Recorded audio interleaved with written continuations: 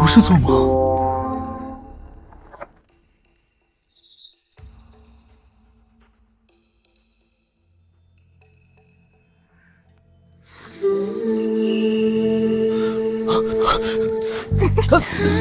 跑什么？这样不吃人？不是，我就想上个厕。朕的寝宫有公桶。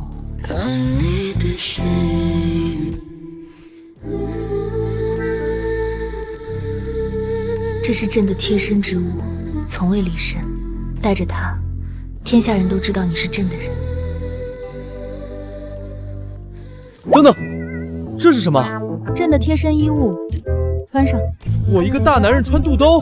朕的东西弄丢一件，朕就亲自来找你。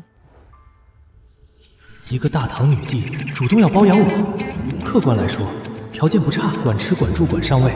但问题是，她那边砍头跟切菜似的，我这小命扛得住几刀？把这些逆党的头砍了，挂在朱雀门上。樊郎，你终于醒了，琪儿等了你一早上。你脚底下那位还在冒血呢。碍事。昨晚樊郎走得太急，琪儿的话还没说完呢。不是我想走，是那破镜子把我弹回来的。术士说阵法不稳，撑不了太久。不过樊郎别急，只需1月，阵法便能彻底稳固。到时候，樊郎就能永远留在朕身边了。这一次，谁也带不走你。等等，什么叫永远？我这边还有学要上，有花呗要还。那些重要吗？当然重要。陛下，突厥10万大军压境，粮道将断，老臣已替陛下拟好联姻国书，只需陛下用印，便可退兵保社稷。退下！朕的婚事何时轮到你做主？樊郎，1个月后见，妻儿会来接你的。1个月后强制穿越，去那个砍头跟切菜一样的时代，还有那个姓裴的宰相，看起来就不好惹。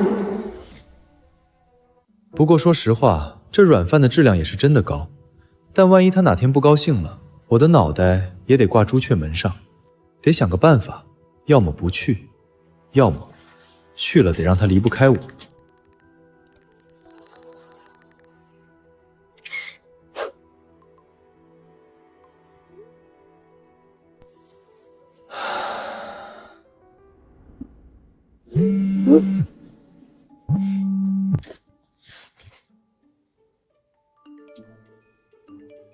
我问的是生存问题，你们一个个往哪儿想呢？最重要的是学怎么哄女人，你那位可是女帝，哄不好是要杀头的。好像有道理。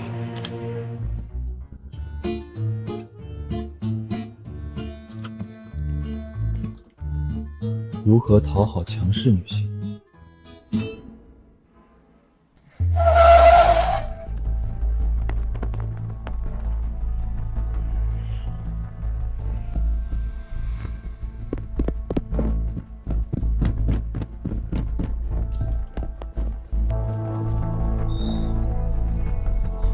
不许动，双手抱头。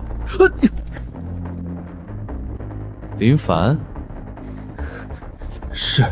某乎帖子是你发的，1个月后穿越大唐，在线等级。是。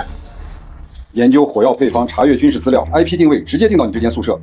炼钢火药武器，你小子你到底在策划什么？处长，我来翻译一下。这位大学生觉得自己要穿越大唐当驸马，正在做功课呢。穿越大唐，女帝包养。你小子是不是下文看多了，脑子烧了？我说的是真的。处长，这种精神病，直接送鉴定中心得了，浪费咱们资源。带走。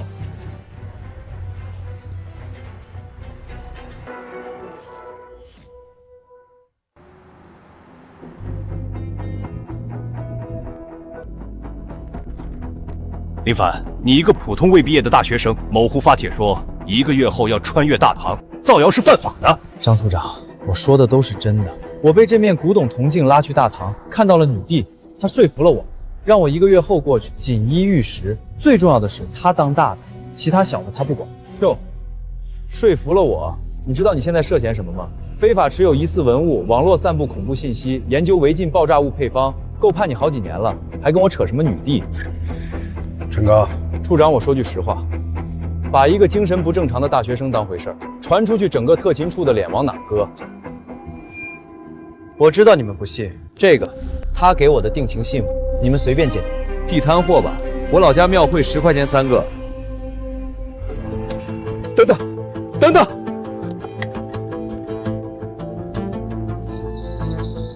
钟教授，游丝毛雕，这是游丝毛雕！什么？这个雕刻工艺失传了上千年，现代仿不出来。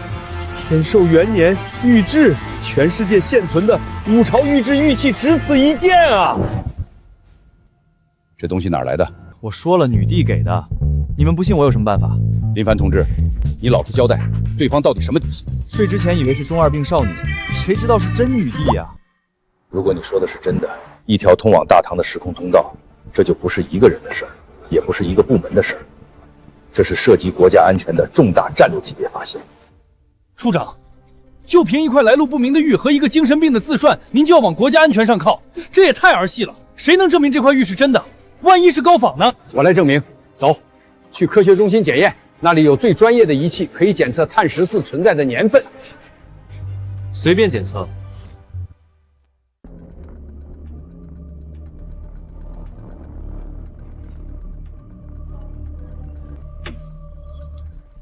碳14的检测数据精准指向公元690年，微痕扫描显示，玉佩表面无任何现代合金刀具切割痕迹，确是古代玉匠手工游丝毛雕，这保存状态简直是完美级！不可能，完美级，没有任何文物历经千年还能像刚做出来的一样，这违背科学。那还不是因为昨天晚上他还挂在大唐女帝脖子上。是真的，这太不可思议了！我要去报告所长。完美级保存，公元690年，难道他说的穿越都是真的？不，一定是巧合。既然已经查明玉佩的来历，你们也该相信我说的都是真的了吧？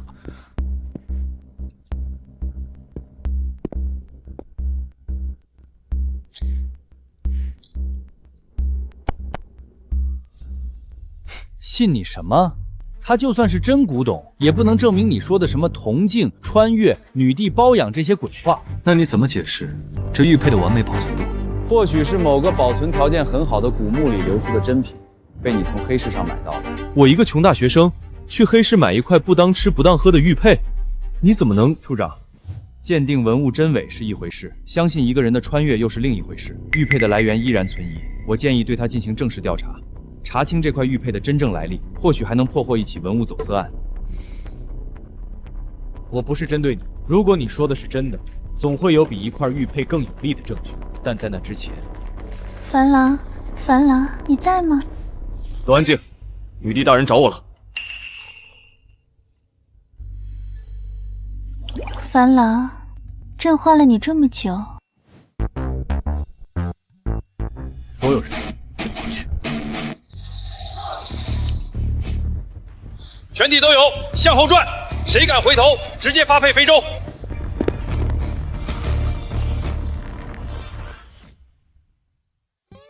林凡上辈子是拯救了银河系吗？这就是他说的大唐女帝？那皮肤的身材。希儿，你先把衣服穿好。为何？大唐民风开放，这有何不同？这边不一样。樊郎，亏你还说是新世界，怎么比朕这个古人还封建？好了，樊郎松手吧，你刚在跟谁说话？同学，在我宿舍蹭饭的。男的女的？男的。叫他过来，让朕瞧瞧。张处长。中年壮硕，发量不多，表情严肃，还算周正。叫什么？张建国。张建国，朕封你做樊郎的贴身护卫，专职护他周全。若樊郎少了一根头发，朕拿你全族问罪。恭喜你，被大唐女帝纳入编制了。我是特勤处处长，现在也是大唐护卫统领了。樊郎，有事让他办。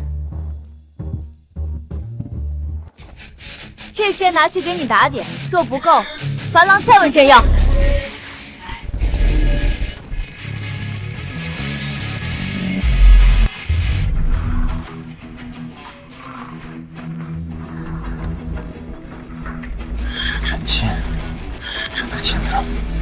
镜子里飞出来的，这就是大唐女帝给的零花钱。这是朕的私铺里的，我的就是你的。朕先去上朝了，晚上贴贴。丁，宿主已被大唐女帝的黄金暴击砸晕，检测到极致包养行为，拼软饭系统正式激活，附送过目不忘本领。警告：女帝单方面投入过高，宿主回礼为零。女帝失望将引发蝴蝶效应，历史线永久改写，龙国国运崩塌。回礼剩余时间5分钟。5分钟？我上哪儿找回礼去？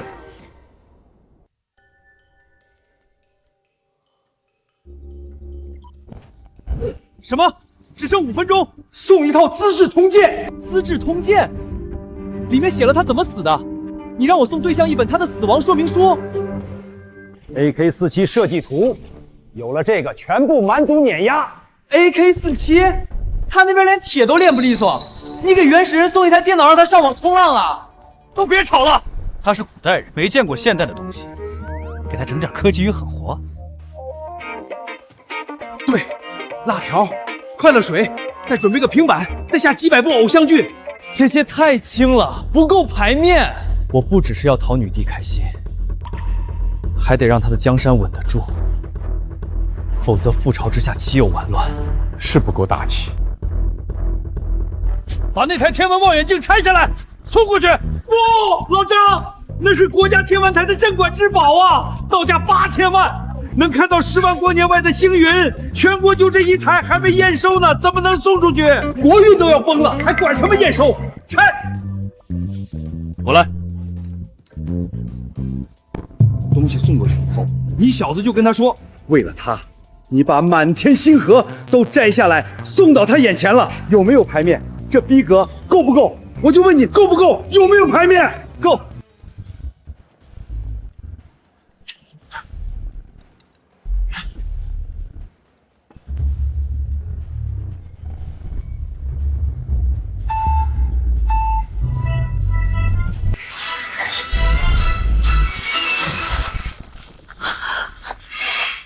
妻儿，我把整片星河送到你眼前，你喜欢吗？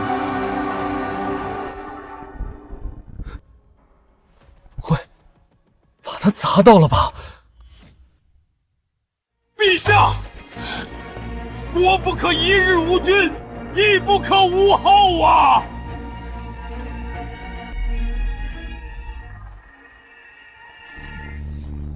告诉你家可汗，我会再劝女帝接受联姻。如若老夫用尽法子，她还不愿，那我愿与可汗里应外合，叫这江山换个主人。可汗说了，只要陪相能打开城门，事成之后，整个关中都是陪相的封地。如今突厥10万大军压境，国运垂危。陛下为了大唐社稷，即便不联姻，也请尽快招婿延续血脉，不可指望那来路不明的凡夫俗子啊！朕看上的男人，只有他能延续朕的血脉。你们这群蝼蚁也匹对他说3道四。陛下，突厥为雁门关戍援，粮草告急，百姓流离，只有联姻可汗才能解围，请陛下三思。够了！真气人！先去看看樊郎又给我送了什么好东西。樊郎，你真是的，对我太好了。那个望远镜朕很喜欢，能看到城外50里的突厥营帐，配你送的兵法，简直如有神助。谢谢樊郎。对了，樊郎，这黑色的水是什么？竟如此好喝。还有这红色的长条，朕从未尝过如此滋味。那叫快乐水，管够，你要多少我有多少。樊郎对朕真好。这几卷是太宗皇帝手书的地范，朕看腻了，你拿去翻翻。这盒子里是西域进贡的天山雪莲，泡水喝，补身子。等你来了，咱们为大唐开枝散叶。对了，今日是我的生辰，樊郎，你不跟朕说点什么？生辰？今天是你生日？去，派直升机，5分钟时间过去海底捞，请个专业团队过来。跟所有的烦恼说拜拜，跟所有的快乐说嗨嗨，嗨吼，baby。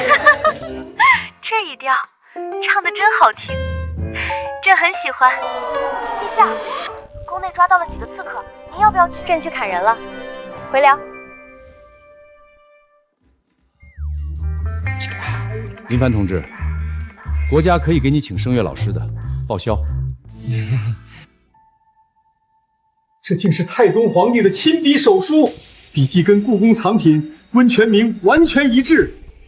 这可是龙国历史上最完整的帝王治国方略，史书上只记载了残篇，原本早就失传了。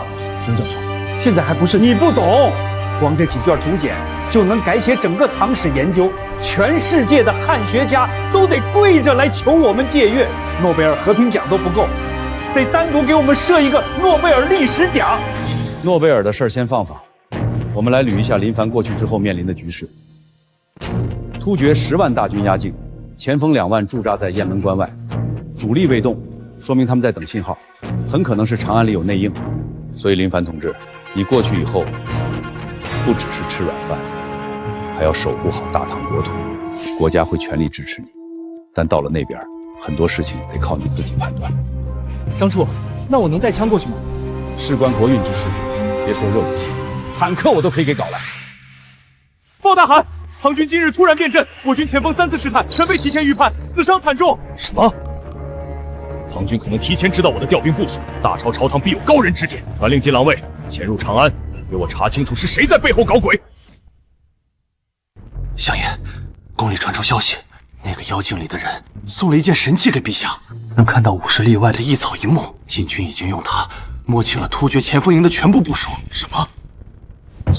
若突厥的一举一动都被他看透，那联姻之计就彻底成了废纸。更可怕的是，那个所谓的神使还能送出多少这种东西？哼，先下手为强了。从明日起，让内侍把这个掺进他每日的天山雪莲茶里。届时，即便那神使来了又如何？报大汗，唐军不知从何处得了一件神器，如同长了千里眼，能看清我方动静。我说，怎么几天之内，唐军突然能看穿我的一切不是，造出这等神器之人，断不可留！是谁给那女帝送来的神器？把她揪出来！无论是谁，我要当着全军，让他万箭穿心，挫骨扬灰！是。无锡，不管你背后到底藏了什么人，藏在何处，都得死。陛下，为了一个虚无缥缈的神使，您罔顾江山社稷，拒绝联姻，老臣这才不得不在您的食物里下毒，联合突厥大军破城。您不死，大唐迟早完。黑老狗，你勾结突厥，引狼入室，樊郎乃是我天命中人，岂容你们说三道四？哼！钦天监说陛下被妖精摄了魂，看来所言不假。您那神使呢？都这般境地了，他在哪儿？老臣这就送陛下和这神使下地府相会。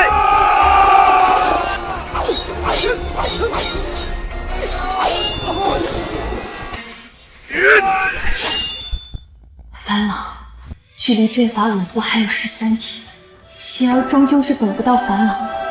若有来世，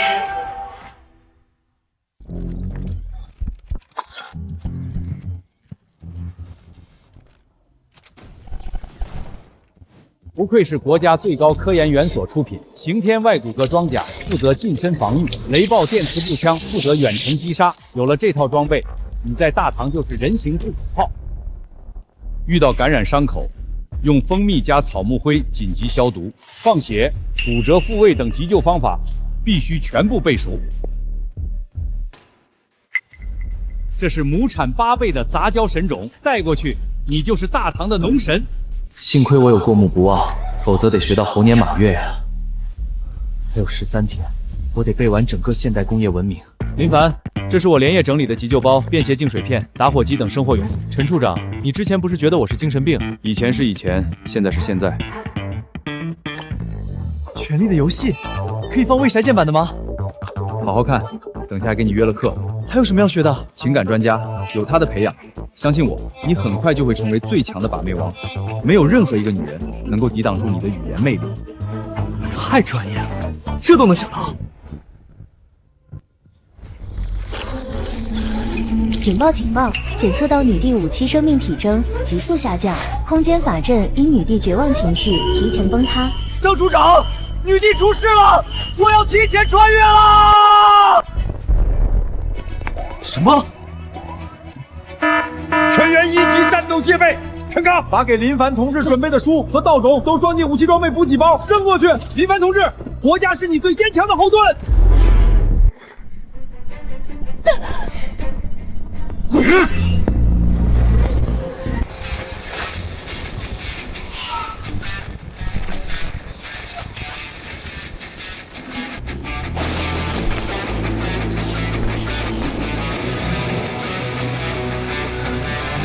老子死记硬背了整个龙穴工商，想着端稳这碗软饭，你竟然敢砸锅！准备好迎接现代火力的物理超度吧！樊郎，樊郎，你真的来了！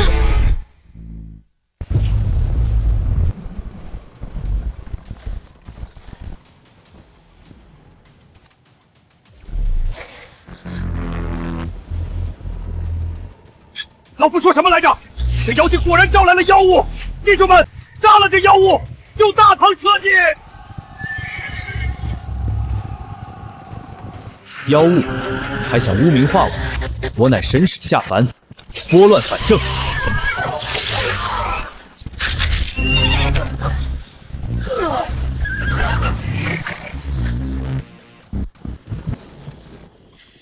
你说女帝被妖精摄了魂，那你勾结突厥，又是被什么摄了心智？狗胆包天！老夫是为了大唐社稷！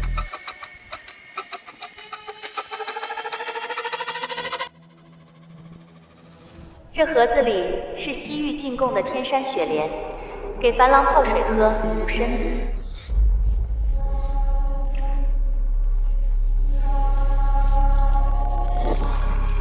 这雪莲里掺了乌头碱，会一点点吃心脉。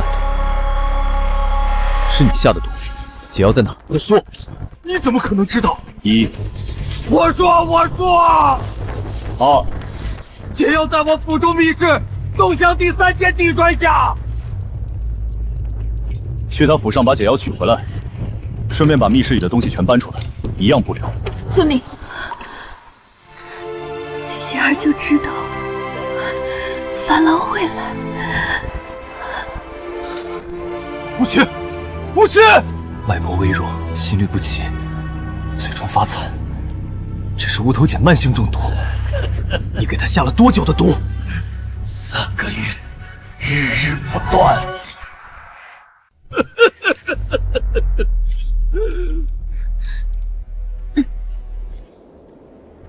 难怪毒入心脉，命悬一线。这老狗真是好狠的心。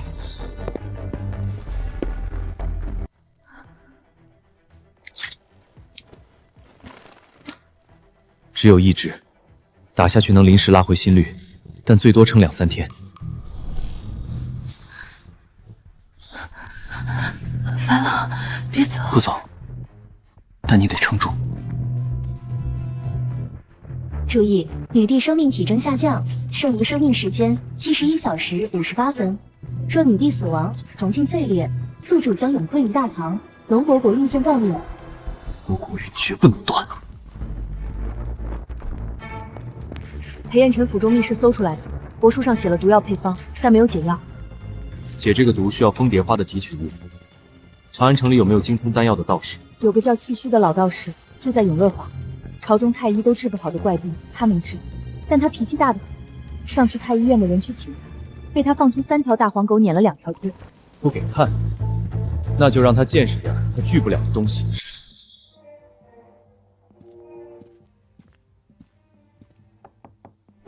看不懂字吗？老道不看病，不炼丹，不算命，滚！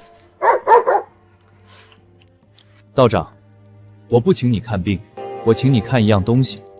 这一粒下去，退烧止痛，伤口不烂。没有杂质，浑圆如珠。你这是怎么做出来的？这个说来话长，但我现在没时间细说。人命关天，我心爱的人乌头界慢性中毒3个月，心脉衰竭。你手上有没有蜂蝶花？你是什么人？一个端软饭的。道长，时间紧，帮还是不帮？蜂夹花老刀有，但提取需要6个时辰，否则浓度不够，反而会加重中毒。有这些工具，2个时辰足够。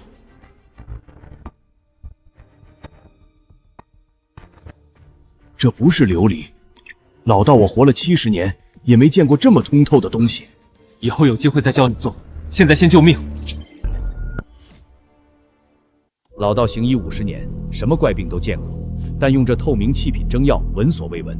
你究竟从何而来？一个不用砍头的世界，大部分时候。那倒是不错。太庙出事了！刚刚继续在裴府搜查的禁军来报，搜出了突厥密信，上面列着宫中内应名单，可能有突厥金狼卫混进了禁军中。无锡身边现在谁在守？只有20个禁军和2个宫女，但一个金狼卫能杀10个禁军。道长，这个不能停，停了药也就废了。劳烦您帮我看着，2个时辰后我来取。若我没回来，还劳烦您送去太庙，救人急用。回头请你吃更多。什么东西？味道竟如此奇特！3个突厥人穿的禁军衣服，用的还是草原弯刀。天这么黑，准头有限，得想办法让他们暴露位置。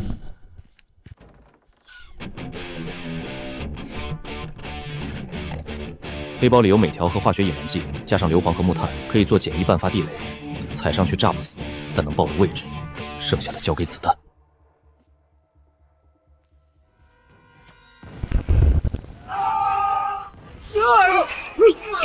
看哪！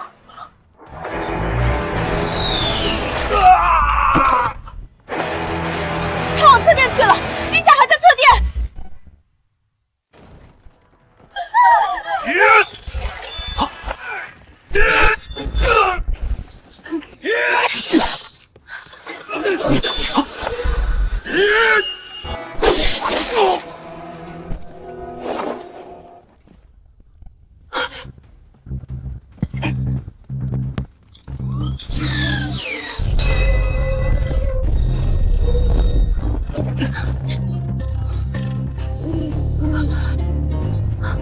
你一个人解决了这么多，不重要。你来看看这个金狼令，这是突厥可汗的亲卫死士令。他们的目标是铜镜，这几个突厥死士只是探路，外面肯定还有接应。子弹用1颗少1颗，装甲的电量也只够再撑2天了。还是先救人要紧。煎了整整2个时辰，已经到了能用的程度。但老道丑话说前头，3个月的慢性中毒，心脉损伤太深，这药恐怕只能暂时解毒，稳住性命。心脉要养至少半年。先保命，养的事以后再说。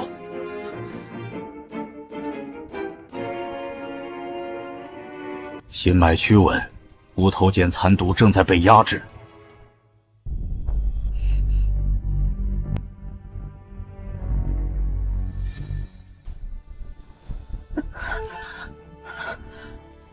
名单，你怎么起来了？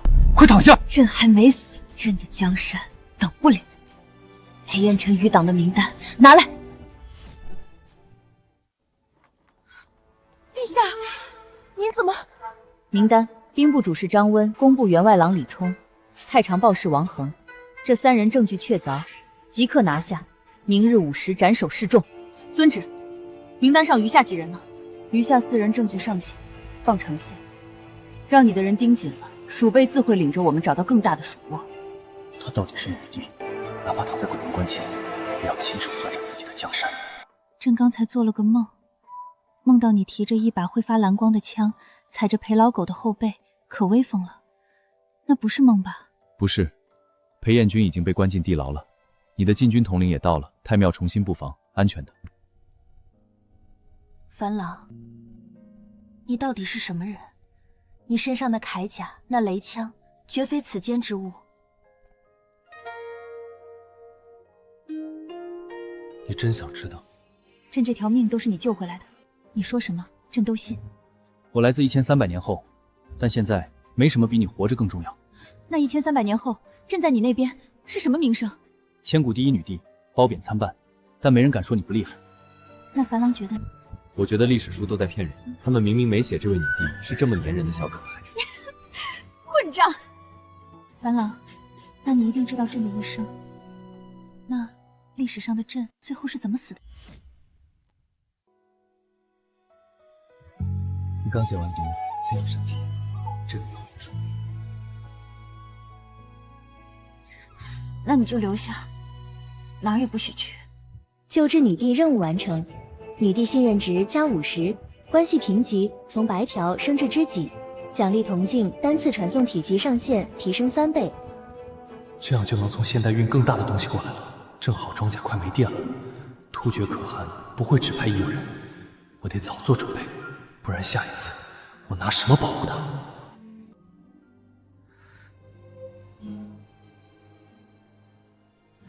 樊郎，你不肯说朕怎么死的，是不是结局很惨？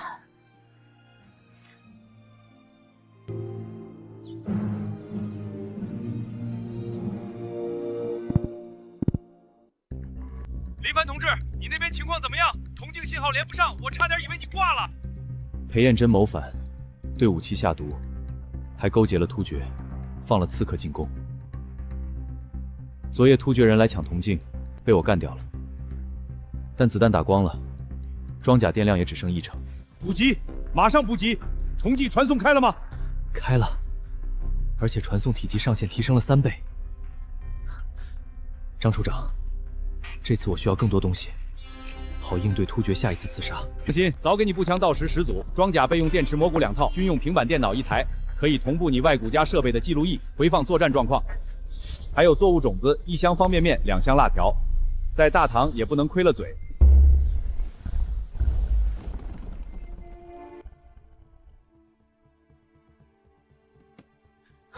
太好了，裴彦真虽然倒了，但他在朝中经营多年，余党肯定还有。武袭中毒3个月，朝局人心浮动，我得让满朝文武亲眼看看，谁才是叛国的人。你小子想在大周桃上放 PPT？ 差不多。古人没见过投影，效果比 PPT 炸裂10000倍。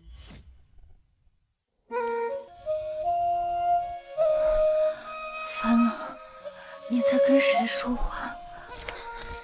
你先躺着，身体还没恢复。朕要上朝。你中毒3个月，刚灌完解药，上什么朝？裴彦辰勾结突厥的事若不当众揭露，明天就会有第2个裴彦辰。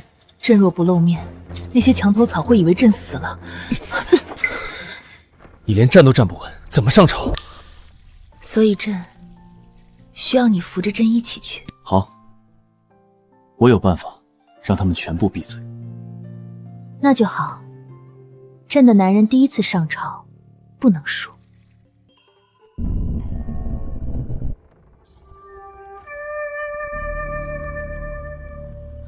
陛下，您下令拿了张温、李冲、王恒3人，已于武士伏法。余下4人中，崔正和韩昭最为活跃，近日频繁串联朝臣。臣恐今日上朝，这2人会跳出来闹事。乱不了，我来替陛下收拾干净。婉儿，今日朝堂上若有人说樊郎是妖，记下他名字。是。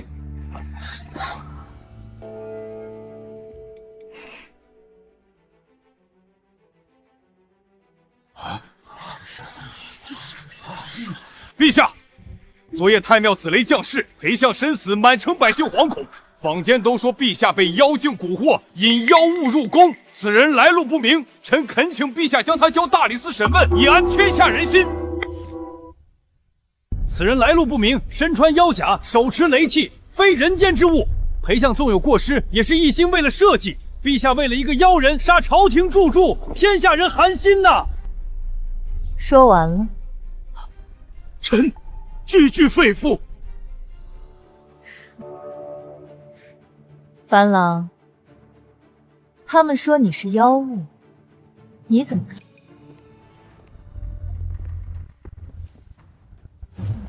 妖物？那我再使个妖术让你们瞧瞧。这是雁门关外50里处的突厥大营，帐篷4700座，兵力2万。陛下用我送来的千里神镜看到的。各位大人，要不要数一数？这是裴彦真府中密室搜出来的，突厥可汗亲笔信，约定里应外合，破城之后裴彦真封王，条件是交出陛下。崔大人，你说裴相一心为社稷，敢问他忠心的是谁家的社稷？裴彦秦密室帛书所载，与突厥通敌者名录：礼部侍郎崔正、御史中丞韩昭均在列。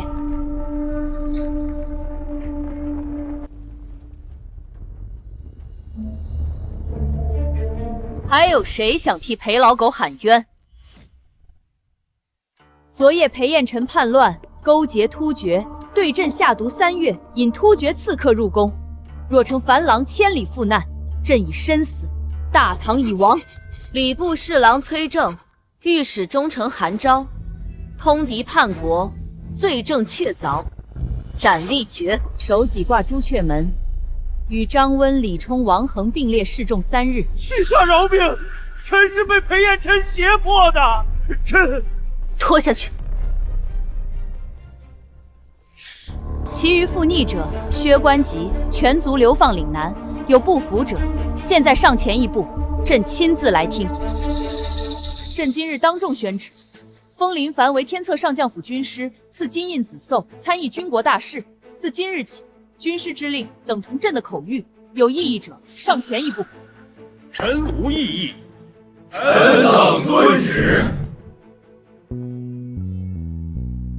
从今天起，你不是端软饭的，你是朕的人，名正言顺。这东西挺沉，能换钱吗？混账！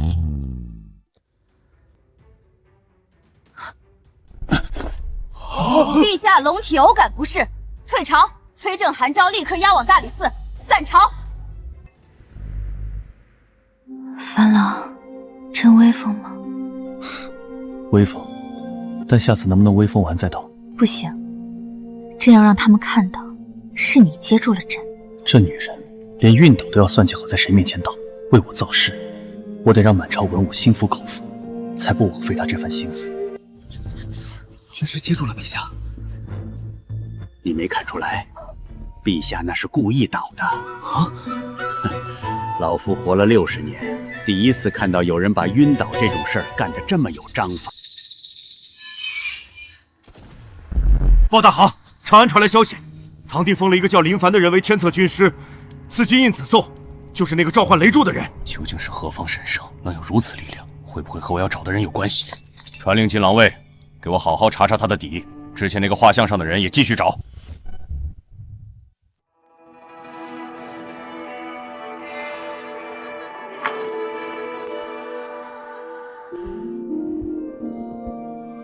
你身体不好，不要如此操劳。情况紧急，陛下也是没有办法。突厥起兵焚烧了北方3批运粮车队，粮道彻底断绝，3日之内斗米涨至300文。京城已有百姓在朱雀门外聚集。突厥这是要逼死长安。不止如此，臣让人核查了官仓账册，上面存粮有4万石，但实际开仓清点只有2万石不到，整整少了一半，不知去向。少了一半，竟如此大胆！哼，大唐的柱主，你会一个一个揪出来。臣怀疑是兵部左侍郎刘渊经手的军粮调拨出了问题，但暂时没有直接证据。他还提议弃守长安，南迁洛阳。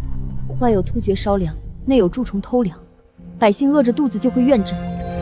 户部尚书请开官仓放粮，但官仓存粮只够撑7日。3面刀子一起割，他们是想逼朕要么南迁，要么垮台。还有一件事，朱雀门外有百姓在墙上写了“妖精祸国”4个字，坊间有人在传说铜镜招来了灾祸，突厥围城是因为陛下留了妖物在宫中。他们骂朕，朕忍；说铜镜是祸根，朕也忍。但樊郎是朕的，谁都不准怕。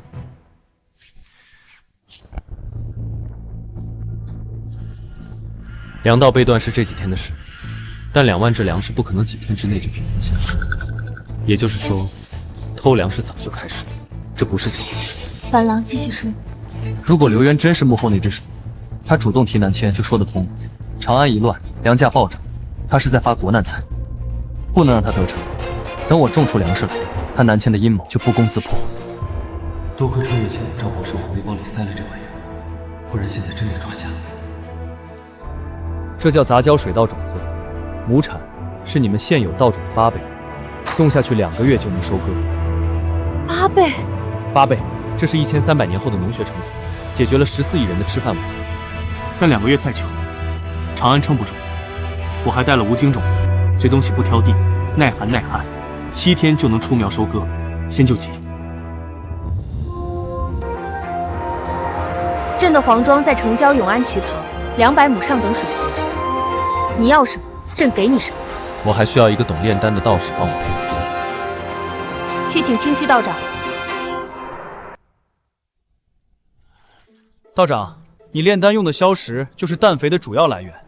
草木灰里有钾，骨粉里有磷，按这个比例混合，就是最有效的复合肥料。硝石、草木灰、骨粉，这3样老道炼丹确实常用，可这玩意儿混在一起往地里撒，不会把苗给烧死？比例对了就不会。你炼丹不也讲究火候配比吗？一个道理，不要在意那么多细节。学会了没？有理，老道明白了。去把各家的草木灰全收来，骨头渣子也要，越多越好。军师大人，不是小老儿不听话，小老儿种了40年地，从没听说往地里撒硝石骨粉还能长庄稼。这要是把苗给烧死了，全家老小跟着饿死，谁担这个责？城里来的官老爷懂什么种地，人菜化海。这像是无精种子，但这籽粒比我们寻常种的更饱满。对，各位都种过无精，知道这东西皮实，不挑地，耐寒、旱涝都能活。只不过你们以前种出来个头小，产量低，当不了主粮。问题不在种子，在土。你们想想，最肥的庄稼是不是都长在沤过粪的地里？我这肥料就是把沤肥的道理用到了极致，让这无精7天就能长到寻常2月大小。7天，军师大人。小老儿种了40年地，所以你比谁都清楚，无精这东西长得快不稀奇，稀奇的是怎么让它长得又快又大。信不信不要紧，那边200亩种1季水稻，这边划出10亩来种无精，7天后就能见分晓。赌一把如何？否则7天后全长安吃什么？种！都愣着干什么？信一把军师大人的种子，种！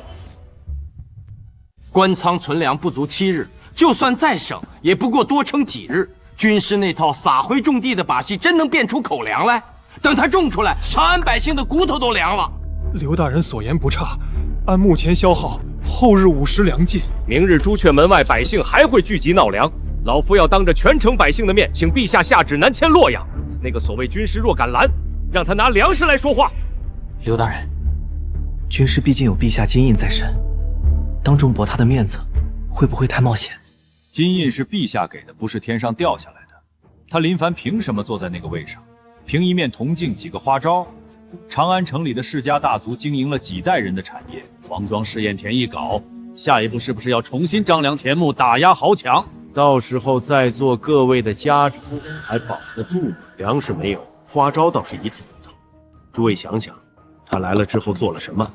裴相死了，崔大人、韩大人也死了，朝中老臣还剩几个？下一个会是谁？大人，洛阳那边的田庄已经收了3000担粮，都囤在庄子里。若南迁而行，这批粮转手就能翻5倍。急什么？长安饿得越虎南迁，呼声越高。等百姓彻底对女帝失望了，老夫就是救他们于水火的功臣。那坊间散布妖精祸国的人手还要继续吗？加派人手，让百姓骂女帝、骂铜镜、骂那个军师。只要民心散了，女帝就是空架子。是。3天没吃东西了，朝廷到底管不管我们死活？自从那铜镜进了宫，突厥就围了城，粮也断了，都是那妖物害的。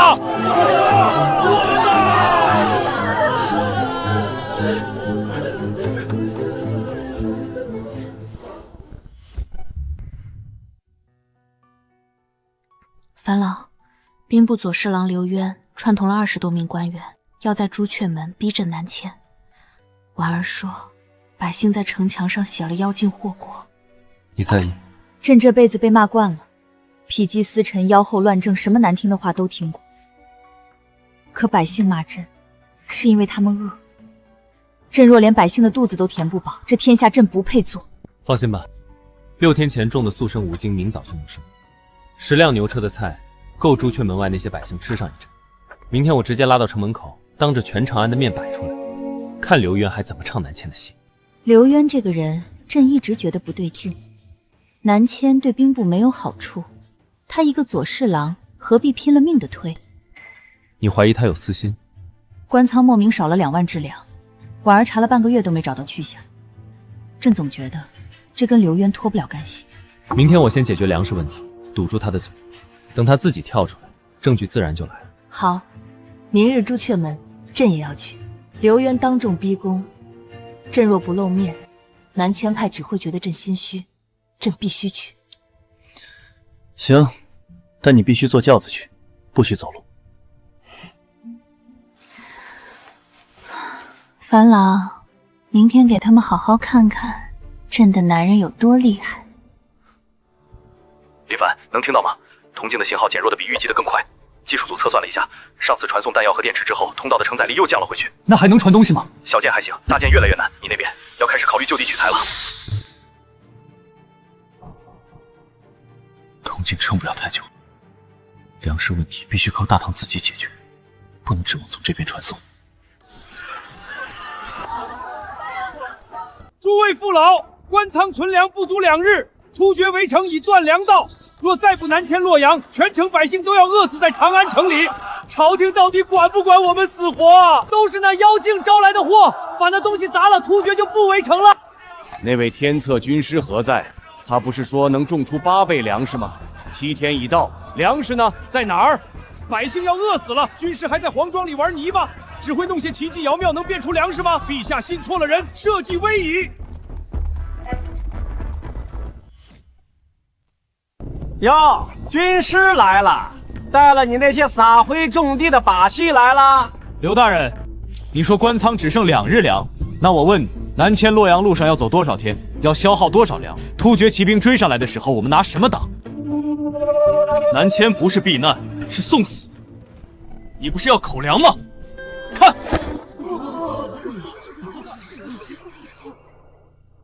各位父老，这是黄庄7天前种下的无精，你们都种过无精，知道这东西皮实耐寒不挑地，用了我的肥料配方，让土壤肥力翻倍，7天长到了这么大。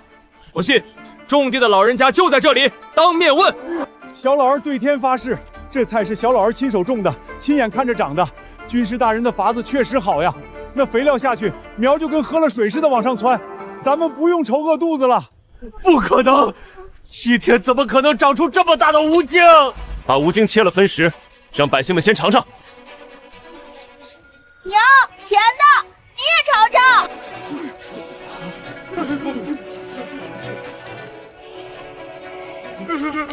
军师神农，军师神农。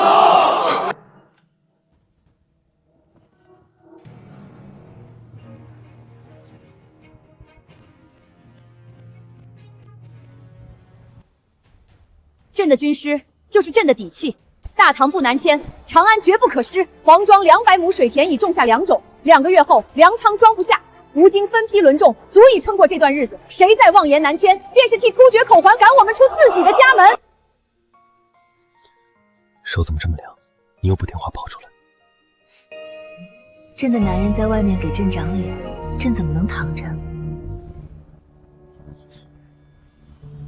香啊，真香！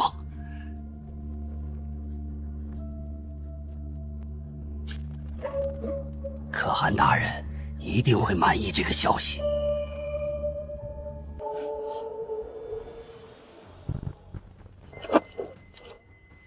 突厥走狗，竟敢潜入中原，给我拿下！什么？螺旋纹黑玉坠，突厥皇室暗镜。你不是普通探子，说说吧，你来做什么的？军师好眼力，那你可知道你的枕边人爱的是你还是你这张脸？可汗手中有一面残镜，跟你那面铜镜原本是一对，残镜里存着一个人的影像，跟你长得一模一样。哦，他是什么人？戊戌还没登基的时候，这个男人凭空出现在长安，帮他扫清政敌，杀了30多个朝中重臣，一手把他推上皇位。你可知道，你这张脸可是女帝心中永远的执念，杀了你，她就会崩溃。虽然我现在杀不了你，可我已经把确认你的脸和铜镜一样的信息传回突厥了。哈哈哈哈哈！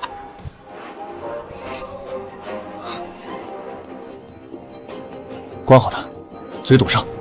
如果他只是在我身上找另一个人的影子，那这碗软饭我还能心安理得地吃下去吗？检测到宿主情绪异常波动，是否查询前世档案？不急，我喜欢当事人。戊戌，你只是把我当做替身了吗？不管答案是什么，我得亲耳听你说。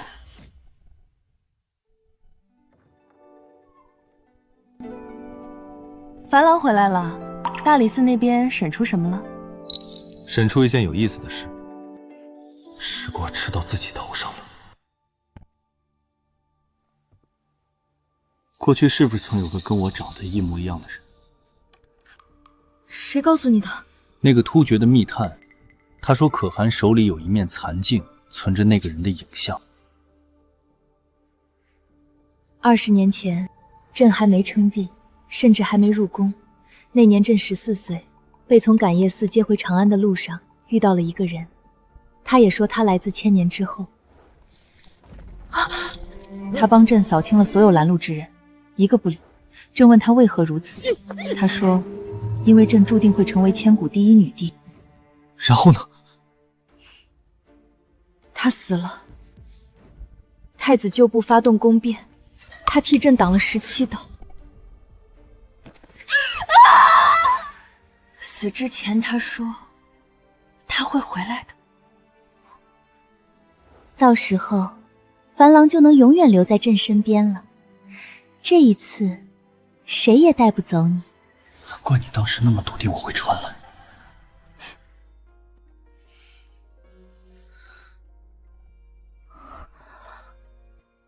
他叫什么名字？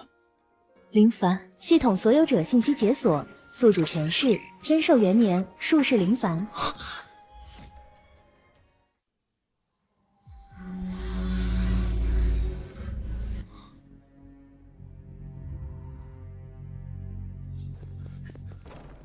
偏软饭系统，其实名为归位系统，乃前世宿主临终前自设，嵌入铜镜核心阵法。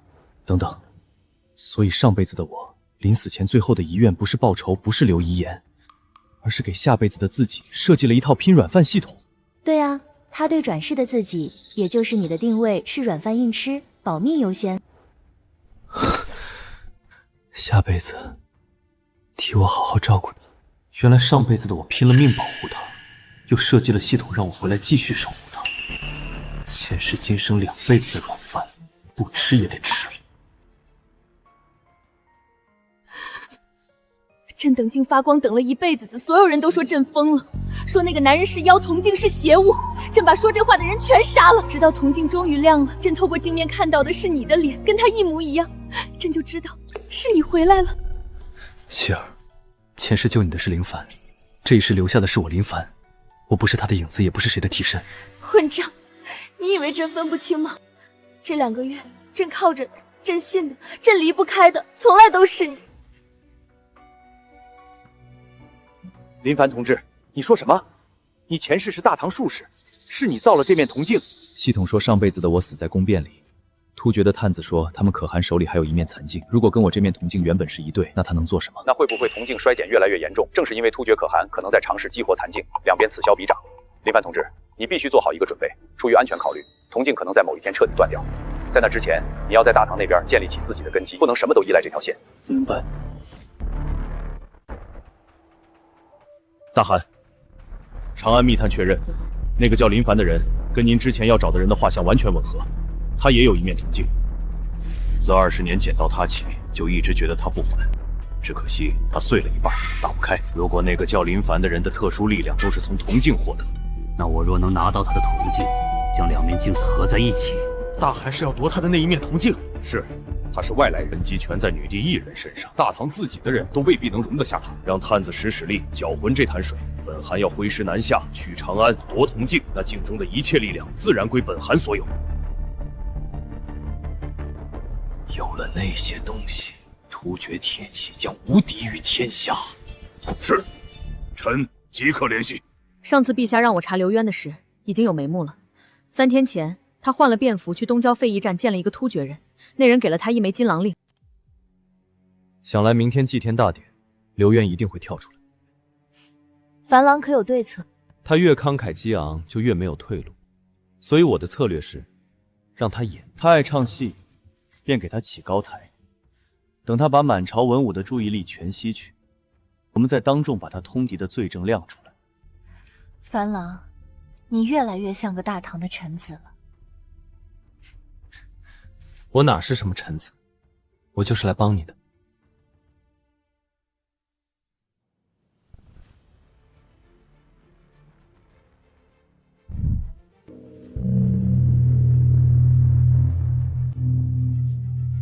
臣兵部左侍郎刘渊有本启奏。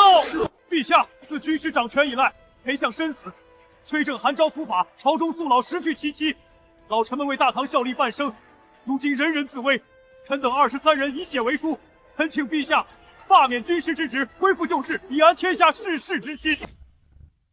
军师新政推行张良田亩，收归粮仓，打压各地大族，世家百年根基一朝动摇，士绅离心，天下动荡。臣愿以死相见，若陛下不允，臣今日便撞死在这祭坛上。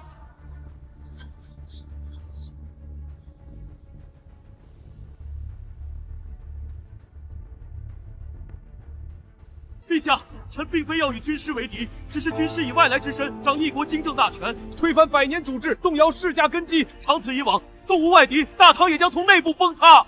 今日当着天地宗庙，满朝文武，长安万人，请陛下将此人交付大理寺审问，以正国法，以安史心。说得好，说得比裴彦辰还好。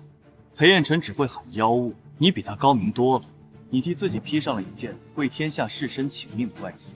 刘大人说我动摇世家根皮，那我问你，官仓4万担粮食，实际2万担，少的那半谁动的？军师大人，粮仓调破自有户部和兵部警校，岂能一口咬定是某人所为？这是刘大人袖口的绳结，这是突厥密使脖子上的绳结。这种螺旋鞭法只有突厥王庭在用。刘大人，请问您什么时候学的突厥手艺？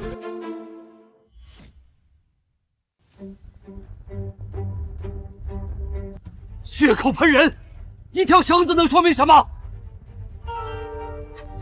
陛下，既然刘大人不见棺材不掉泪，臣请旨搜身。你们不能碰我，我是朝廷命官。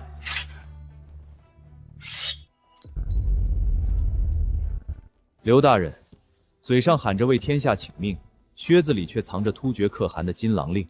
官仓少了2万担粮，也是你偷着转运到洛阳的吧？你说我动摇世家根基，可你动摇的却是大唐的国本。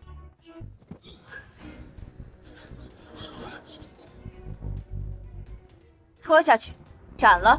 你以为杀了我就完了？可汗要的是你那面妖镜，只要妖镜在大唐1日，10万铁心就不会退。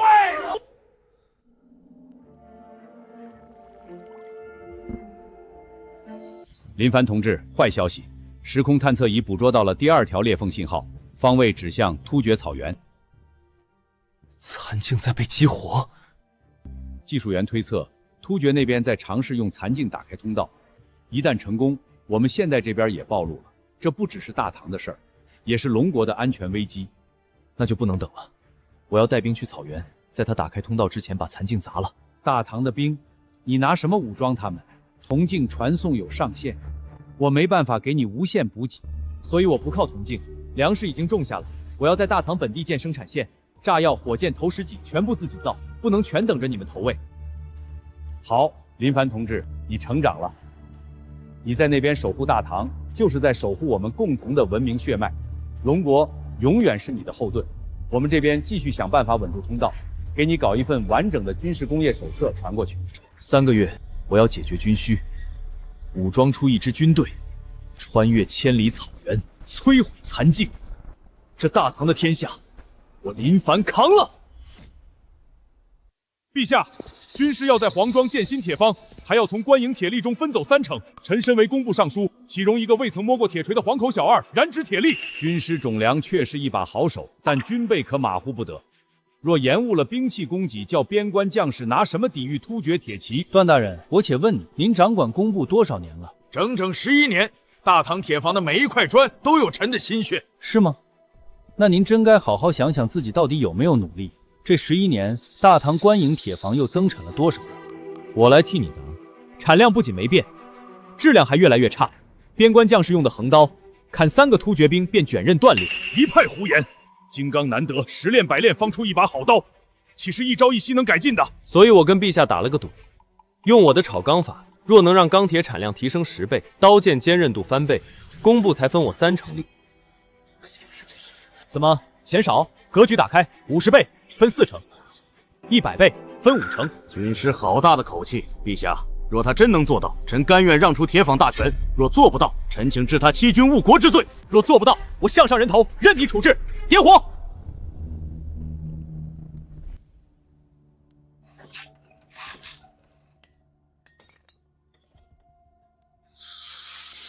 等着看笑话吧！一路废铁渣子出来，老夫亲手把他的脑袋拧下来。抽出你们的刀，用力朝这块钢皮砍下去！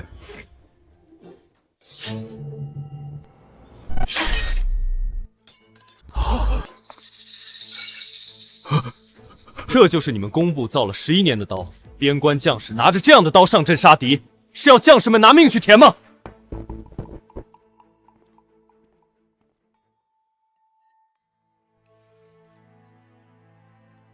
若将此钢断成甲片，突厥弯刀砍上去，怕是连白印都留不了。军师的对赌，朕准了，工部全力配合，谁敢拖延，以通敌论处。段大人，您方才不是说要亲眼见证，现在见证了，还有何话说？臣知错。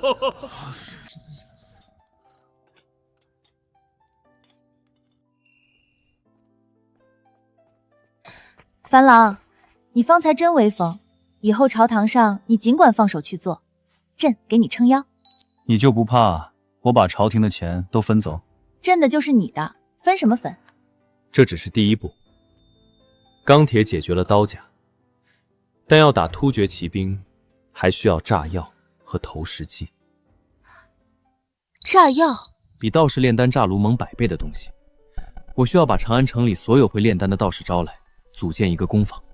朕下旨让清虚道长去找人，但段伦今日丢了颜面，定不会善罢甘休。他背后是齐州段氏。工坊的位置和配方只有我和清虚知道，我会防着他。万事小心。今日朝堂之事你们都看到了，他要分走官营铁力，下一步就是要收归冶炼权，断我们世家的根基。崔正、刘渊都死了，下一个轮到谁？段大人，他有陛下撑腰，明面上咱们动不了他呀。明面上不行，那便来暗的。那些炼钢炉、火药作坊，一把火就能烧个干净。没了工坊，我看他拿什么兑现对赌？去联系东城的人，手脚干净点。大人放心。一个外来人想动世家100年的饭碗，也得看自己有没有这个命。都听好了，军师大人的秘方，出了这道门就烂在肚子里。谁敢外传，贫道亲手把他扔进八卦炉里祭火。师叔，咱们不是来炼长生丹的吗？怎么弄得这架势要上阵杀敌呀？这就是上阵杀敌。各位道长，你们平时炼丹用的硝石、硫磺、木炭，按照我这图上的比例混合研磨，就是火药。但我需要颗粒化的火药，装进特制的铁壳里，做成炸药包。这东西塞满火药，插上引芯，点燃扔出去，一颗就能把一辆马车炸上天。别乱摸，等把配方备熟了再碰。道长，这批火药3天内必须出厂品，突厥的弯刀可不会等我们。军师放心交给贫道，这配方我炼丹时早有雏形，只是从未想到如此配比。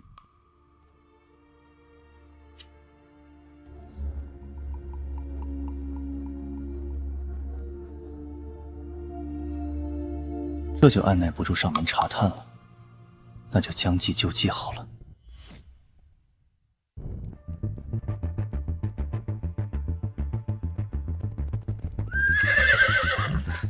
军师，安探传回消息，段陵昨天散朝后见3名世家官员秘密见面，他的亲信傍晚出城，偷偷进了东郊废驿站。废驿站？那里常有胡商把赶来出售的马儿寄灌在那个地方，渐渐成了个小集市，鱼龙混杂，咱们的人跟丢了。这是我刚才在北墙外印下来的。突厥人的战靴已经踩到咱们工坊地界上了，段陵动手的目标肯定是工坊。如果库房里那几百斤硝无硫磺被点化的话，半个黄庄都得化为焦土。属下立刻加派禁军。不，人多反而会打草惊蛇。叫人把火药原料悄悄搬进地窖，库房里换成沙土，盖上麻布，巡逻照旧，在暗中调2队禁军埋伏在工坊周围。又是你那半发地雷？对，送给突厥朋友的见面礼。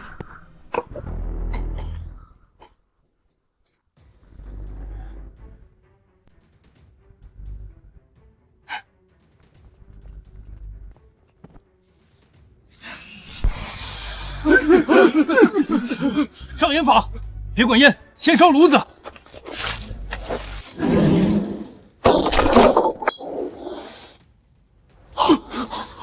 是沙子，中计了！找火药，早给你们腾地方。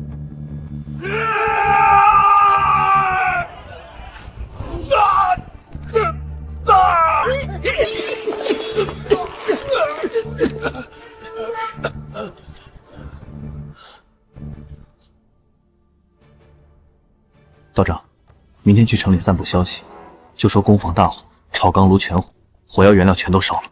军师这是要将计就计？对，先让段灵高兴2天，爬得越高，摔得越惨。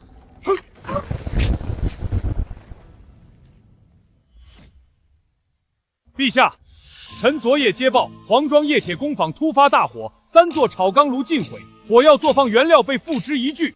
军师的新法不仅未见成效，反倒劳民伤财。臣恳请陛下收回册命，恢复工部旧制。陛下，事实胜于雄辩，新法终究不如祖制。段大人，你昨晚派去放火，手脚不太干净。你血口喷人！臣不知你在说什么。不知道，这几个人身上搜出了你工部尚书的私印令牌。段大人，你要不要当着陛下的面跟他们对对质？臣认罪。来人，摘去他的官帽，押入大理寺严审。樊郎，你昨夜是故意撤走守卫，放任他烧作坊的？算不上故意，只是提前猜到了他的心思。核心设备和原料早就转移了，他烧的不过是几个空壳子。以后不许再拿自己当诱饵，万一他们下的不是火，是刀子呢？有陛下给我撑腰，我怕什么？没个正经。段云虽然倒了，但婉儿连夜审了那8个黑衣人，其中有2个骨骼形貌根本不是我大唐子民。突厥人是金狼卫，段陵背后有突厥可汗的手在推波助澜，他们在长安的情报网比我们预想的还要深。既然他们把手伸进来，那就不能只被动挨打。我迟早要最终踏平突厥王体，但先得把长安的眼线拔干净。敌暗我明，你要如何拔？用他们自己人。段伦现在关在大理寺，他为了保命，肯定愿意吐出几个联络人的名字。我去大理寺亲自审他。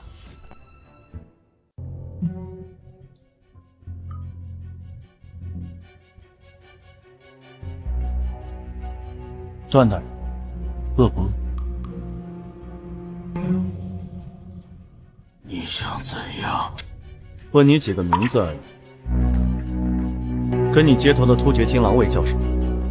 长安城里还有多少突厥探子？我若都说了，你可能放过我的家人。我女儿今年才14岁呀。好，我答应。好，我说，西市的湖上铺子和东郊废驿站都是平日的接头地点，每处都有几个探子，接头的人叫阿史那古烈。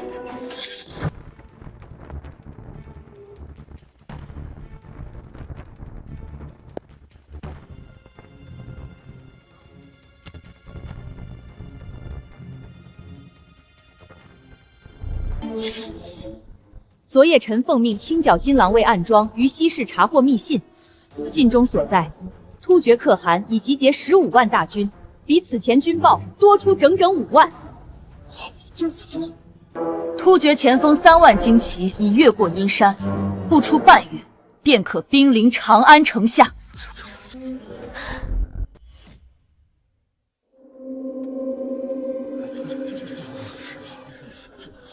陛下，15万剑骑啊！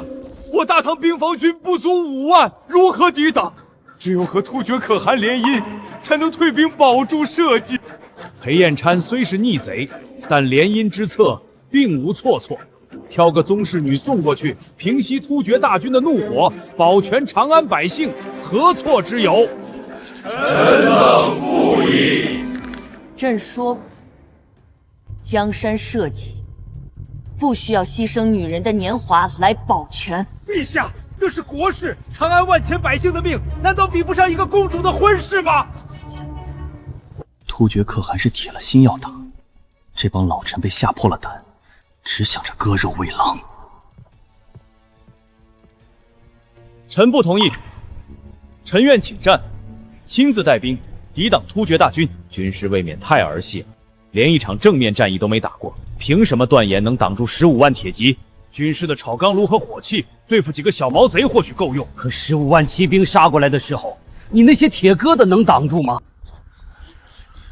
卢大人，那我问一句，送了公主去和亲，突厥就不打了？自古和亲都是这样，结为秦晋之好，自然就退兵了。裴彦辰当初也是这么说的，可他最后引狼入室。突厥稀罕的不是公主，他要的是大唐的软弱。你们每退一步，他就进一步。今日送公主，明日割城池，后日纳岁贡，那大后日呢？让大唐百姓世世代代向突厥人摇尾乞怜吗？你站着说话不腰疼？那你说我们该怎么办？拿什么挡？不和亲，不割地，不赔款，天子手敲门，君王死社稷。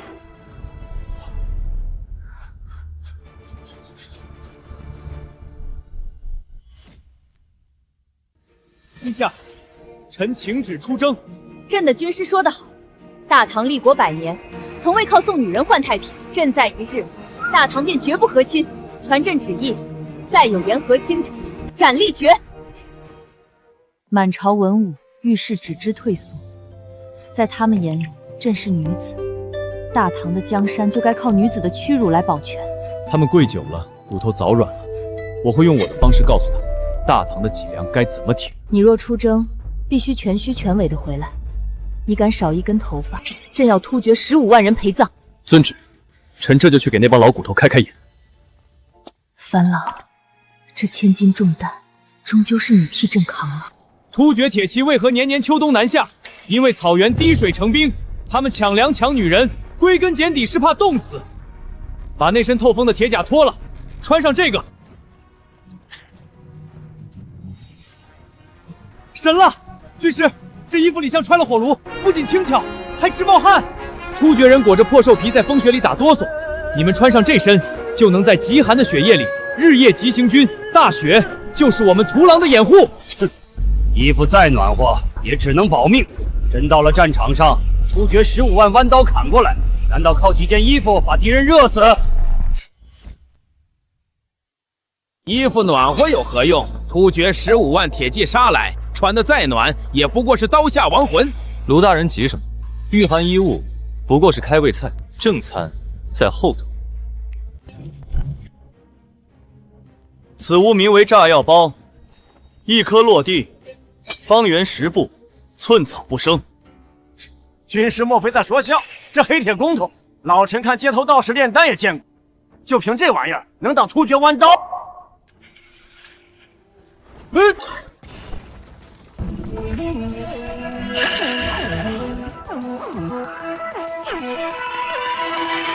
？10步之内五脏俱碎，管他穿什么铁甲，皆是死路一条。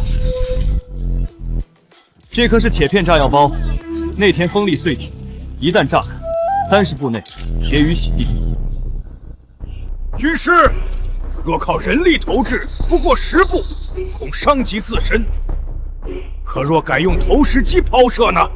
侯老将军不愧是用兵大家，正有此意。此乃我让工坊新研制的投石机，较原来使用的射程更远。300步外投射这种炸药包，铁片从天而降，覆盖面较之前更大3倍。放！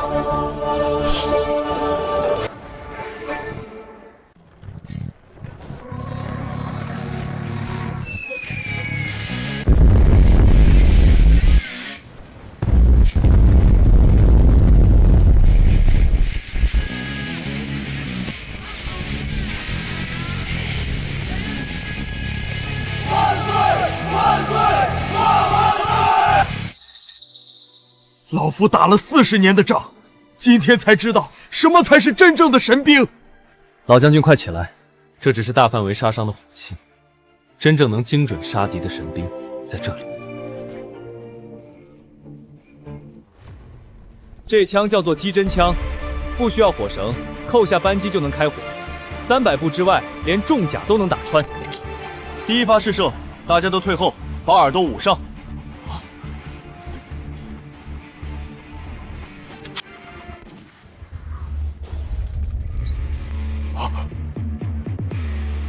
300步就能打穿重甲，有了这样的利器，我们还怕灭不掉突厥吗？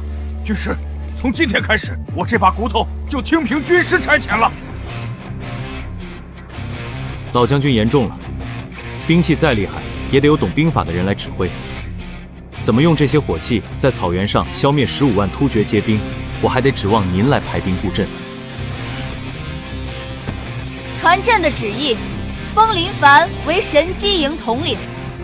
臣领旨。警告检测到残境能量剧烈波动，突厥可汗正在强行激活残境，预计15天内时空通道就会彻底开启。神机营才刚刚建好，突厥居然提前动手了。15天又能怎么样？我答应过妻儿，大唐绝对出不了事。只要火力足够旺，管他是什么牛鬼蛇神，全给他炸成灰。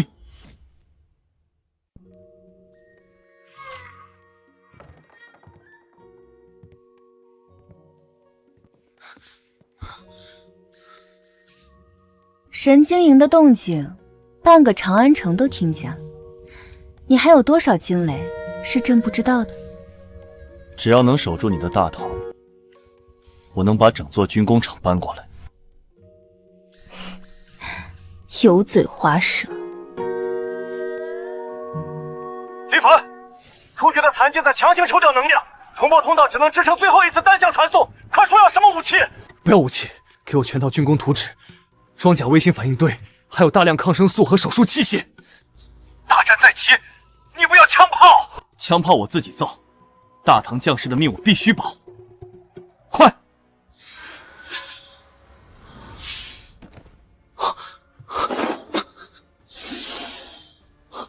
张处长，张处长！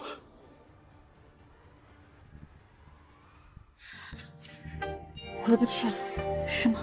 退路彻底没了。那从今往后，大唐就是你的家。突厥若敢犯，朕便与你并肩杀敌，死战到底。大唐的天塌不下来。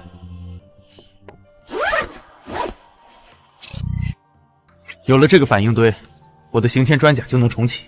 接下来的仗，我们自己打。警告：时空通道已彻底关闭。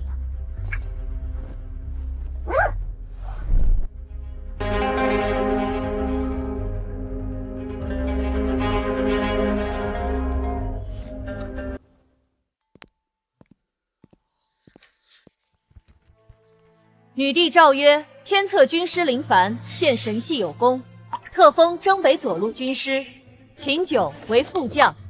臣领旨。封侯俊贤为右路军师，牛明达为先锋，即刻率军北伐突厥。臣等领旨。此乃太宗亲佩程颖剑，持此剑如朕亲临。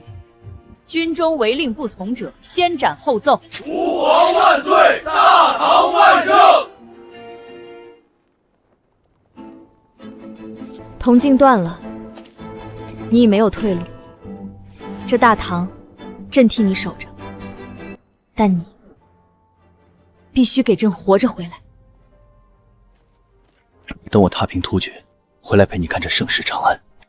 警告：距离突厥大军协议界能量降临还剩13天23小时。神机营，出发！出发！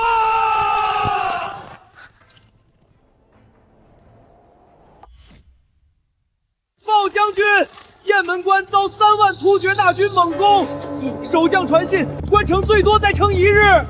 3万？军报上明明说只有1万有起。突厥提前发难，看来是可汗急着激活那半面残境。军师，此地距雁门关尚有200里，投石机深陷泥泞，咱们3日内绝难赶到。辎重交给你，走大路慢慢跟。秦九，在。神机营带足机针枪和炸药包，随我抄近路。12个时辰内，必须兵临雁门关。得令。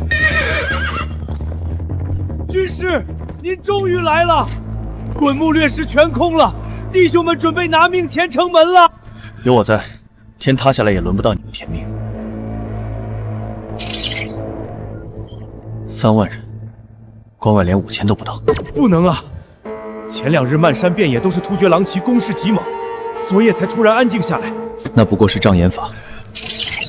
好一招声东击西！关外这5000残兵只是用来妥住你们的诱饵，真正的主力已经绕行阴山小道了。燕山小道，那是直通荆州隘口的死路。荆州守军不足300老弱，荆州一破，突厥铁骑3日内便可直捣长安。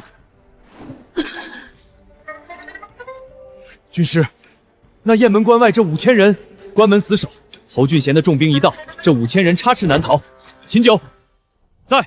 神机营掉头，随我追击突厥主力，敢踏入荆州半步者，杀无赦！警告：异界能量波动剧烈。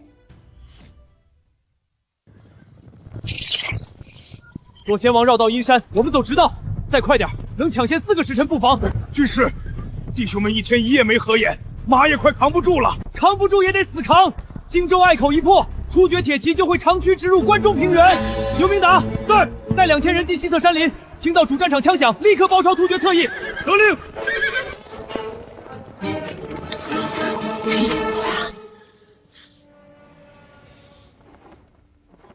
大唐连重甲兵都死绝了吗？派一群拿短棍的步兵来拦本王！勇士们，给我踏平他们！全体上膛！第1排放，第2排放。军师，枪哑火了，可能昨夜趟过阴山河道时，弹药箱底部进了水，受潮了。哑火的退后，第1排重新装填，以后弹药都要油纸包好。秦九，把干燥的弹药分发下去。军师，干燥的子弹不到300发了，足够了。所有人瞄准金狼大旗，直打旗手和将领。只够3枪，得1枪定乾坤了。擒贼先擒王。大唐左武卫牛明达在此，安以受死！安以休走，留下首级！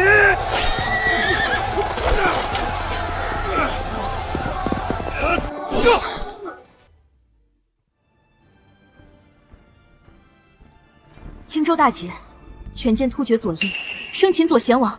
反狼果然没让朕失望，恭喜陛下！军师此战定能震慑草原诸部。荆州距云州800里，沿途全是荒漠，神机营带的辎重怕是撑不到云州。兵部昨日上奏说前线运粮耗费巨大，国库空虚，请旨暂缓补建。暂缓？军师在前线拿命给大唐拼疆土，他们在后方跟朕哭穷。传朕旨意，开太原府长平仓，征调800里加急一马，把补给送到军师手里。谁敢阻拦，力斩不饶。遵旨。军师，风沙太大了，弟兄们水壶都空了，歇半个时辰吧。不能停，荆州的突厥残兵一定会逃向云州报信，我们必须比他们更快。军师，警告：未知能量正在强行突破通道，宿主肉身正在受到反噬，时空稳定系数下降至37%，通道预计8天后全面崩溃。给我打一针强心剂。军师，您说什么？没事，人哪有不疯的，硬撑罢了。驾！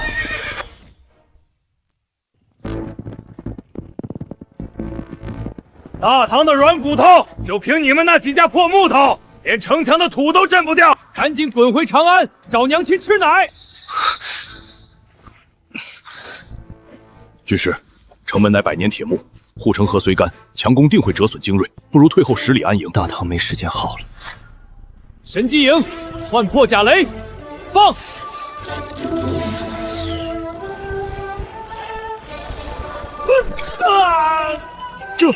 这是天雷，换空爆雷，清扫城头！侯将军，城门已开，大唐铁骑，随我杀！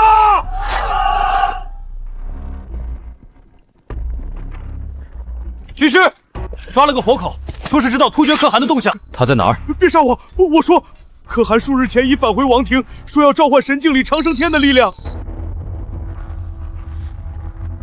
可汗下令各部交出所有祖传圣物和古迹图腾，还征召了上百名萨马，要强行打开神境。警告：检测到高浓度时空异常能量波动，坐标突厥王庭。强行打开，他拿什么当能量源？撒满的精魂，各部的奴隶，加上云州掳走的唐人，足有9000人。秦九，末将在，留500人接管云州，其余兵马不卸甲，不扎营，即刻全速北上。4天内，我要踏平突厥王庭。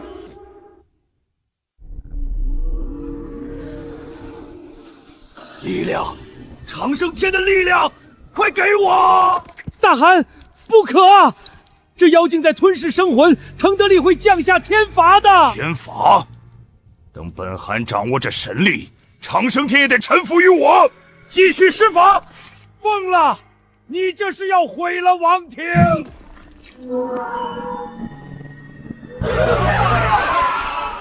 妖物，他在吸人精魂！各部勇士，快逃！谁敢退半步，杀无赦！仪式继续。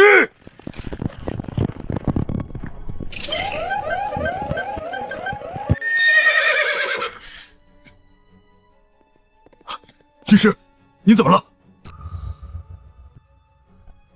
那面镜子的能量失控了，突厥可汗一定在强行开启通道。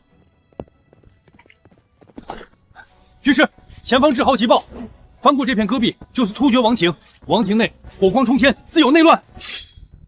传令全军，丢弃所有辎重粮草，全速前进。军师，您的身体撑不住的。没时间了，通道一旦打开，后果不堪设想。神机营开路，左小前，随我踏平突厥王庭，杀！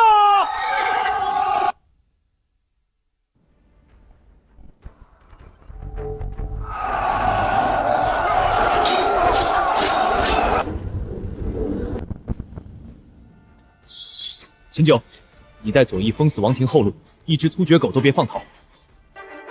神机营随我直捣祭天高台。遵命。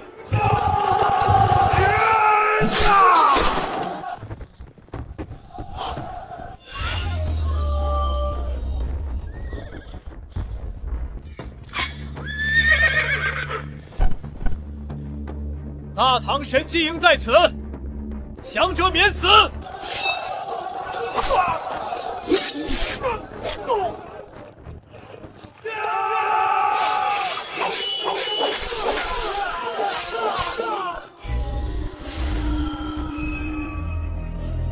大汗，唐军杀进来了，外围营帐全毁了，一群废物，给我挡住他们！仪式只差一点了。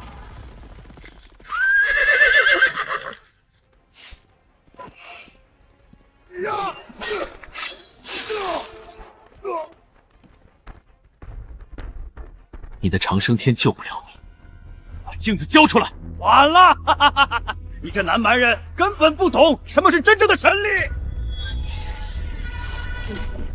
系统警告：空间通道开启倒计时10分钟，时空稳定系数降至12%，危险等级极度致命。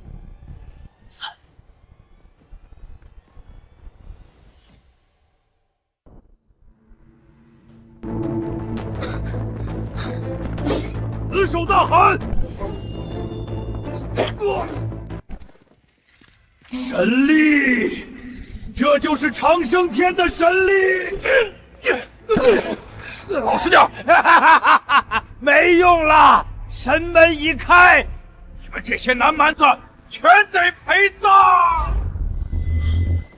军师，你流血了，炸不碎，砍不烂，铜镜的通道在抽取我的生命本源当燃料。全军撤下高台，退避300步！快！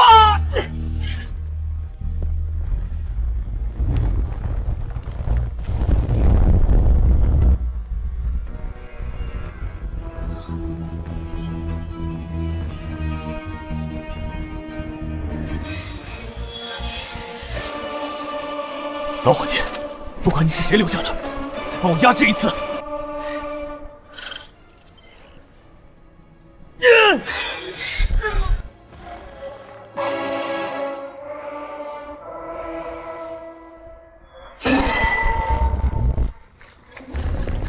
来不及了。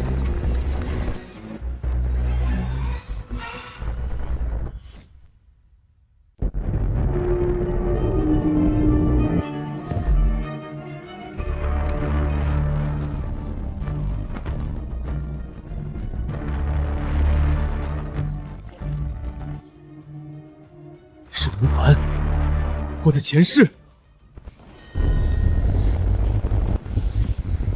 没时间了，通道一旦坍塌，2个世界都会毁灭。用你的铜镜，从外部压制，把这面残镜的能量彻底吞噬封印。代价是什么？系统将作为融合燃料被彻底烧毁，你会变回一个没有任何保命底牌的普通人。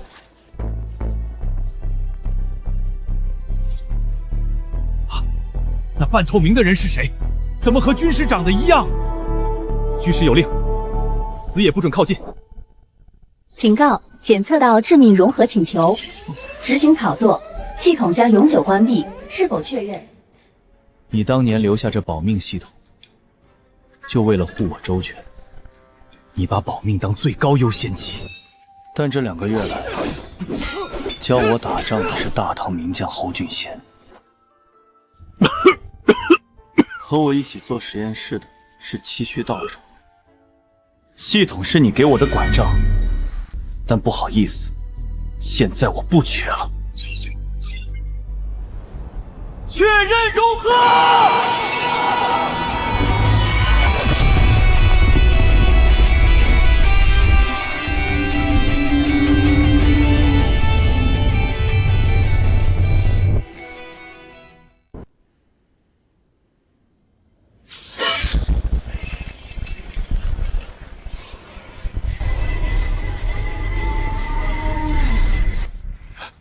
军师，将军，军师下了死命，谁也不许靠近。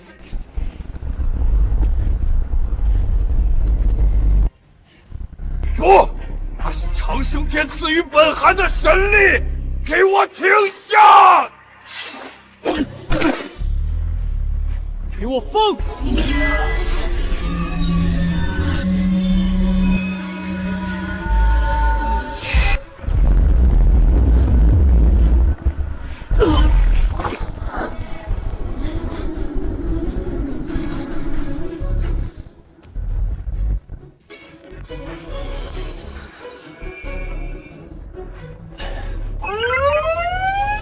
警告：系统核心熔毁，过目不忘、危机预警等功能模块已永久卸载。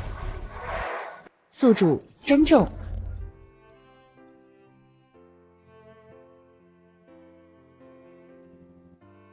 替我跟他说句对不起，让他等了20年。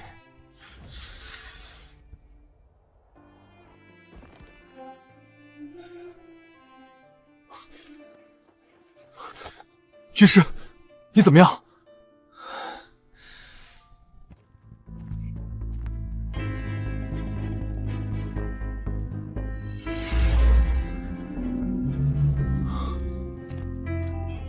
这是大唐全图，这些经典标记的是何处？不知道，可能这才是真正的底牌。好的霸业全毁了，长生天抛弃了突厥。压下去，全军整备，班师回朝。诺。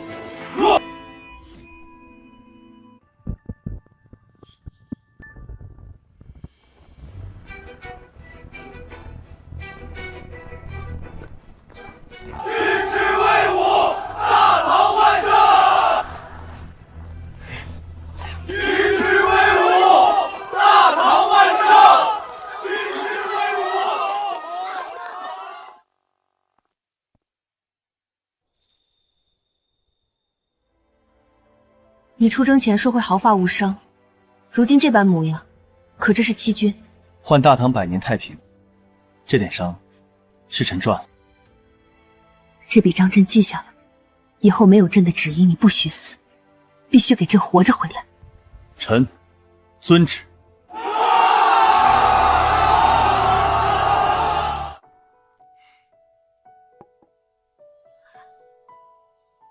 这些金色斑点究竟是何物？臣尚未查清，但有件事，臣必须现在向教陛禀明。在突厥王庭残镜碎裂之时，臣看到了林凡。他的一缕残魂被困在残镜中20年，他耗尽最后力量帮臣封印，彻底消散。他让臣给您带句话，他说：“对不起，让您等了20年。”欠了朕20年，一句对不起就想2000，没良心！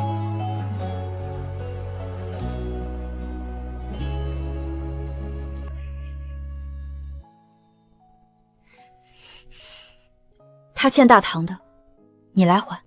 是，只要陛下管饭，臣定护长安，万事无虞。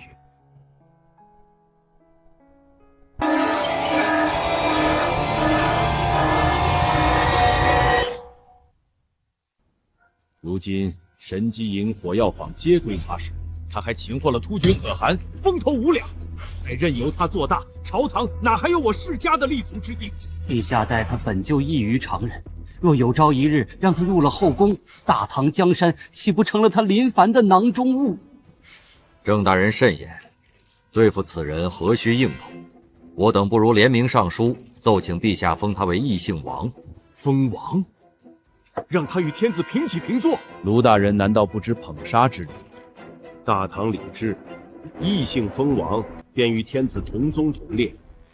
一旦封王，他与陛下在礼法上便绝无结为连理的可能。明升暗降，断其后路，好一招釜底抽薪。明日早朝，老夫便做个恶人，替周大人铺路。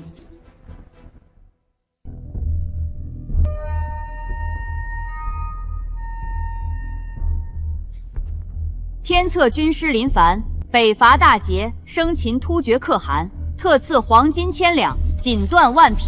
军师此战，换大唐20年边境安宁。朕觉得这些封赏还不够，你想要什么，尽管开口。臣为大唐拔剑，不求封赏。陛下，臣有本奏，军师功在社稷，然兵权过重。如今外患已平，为安朝野之心，臣恳请陛下收回神机营兵符，让军师安心休养。卢宽，军师刚为大唐流血，你便急着夺权，是何居心？臣为大唐万世基业绩，请陛下三思。陛下息怒，卢大人此言确有含功臣亲之心。军师功盖天下，臣以为当加封军师为晋国王，世袭罔帝，方显陛下恩威。一顶异姓王的帽子，就想在礼法上彻底毒死我和妻儿的可能。关了世家这算盘，打得可真响。封王之后，林居师便是大唐最尊贵的异姓宗亲，与国同修，子孙永享荣华。周大人好算计。军师大人，即便臣等有私心，但道理不假。您一人独揽军政，难道就不怕有朝一日步裴彦真后尘吗？放肆！你竟拿军师比裴彦真？裴彦真通敌叛国，军师却替朕血战突厥。陛下，臣并非比较二人品行。再者，即便今日军师忠心耿耿，谁又能保证他军师不会有此野心？臣是为陛下的千秋着想。他听进去了，不对，感情最经不起猜忌。卢宽分明是在离间。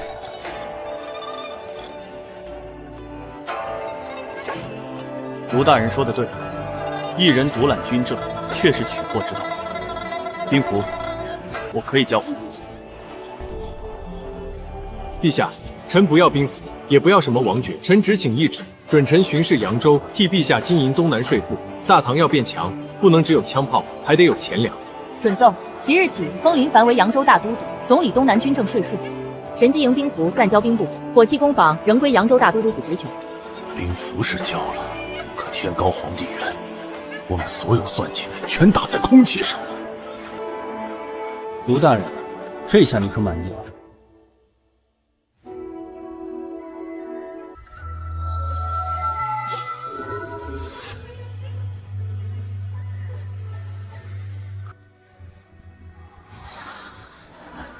东海彭山，地下30丈，有矿脉，断不可落入外族之手。凌帆，你到底在大唐留下了多少秘密？此番去扬州，正好出海探探。我与妻儿若一直在神都，关系难免不受朝政影响，不如提前出海寻一退路。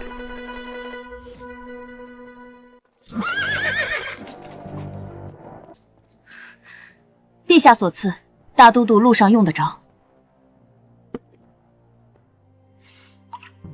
替我谢过陛下，长安的局势就有劳婉儿姑娘盯着了。大都督放心，倒是扬州水深，盐商、海商盘根错节，那些个世家大族都是一群活祖宗，您当心案件。我去扬州可不只是为了整顿钱粮。林凡留下的线索指向东海，我必须亲自走这一趟。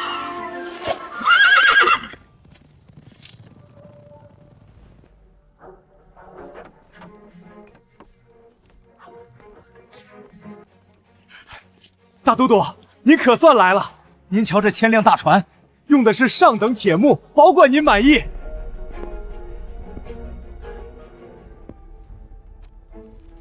千料船太小，我要造的是这个，这叫盖轮船，载重量是千料船的5倍，能扛远洋风浪。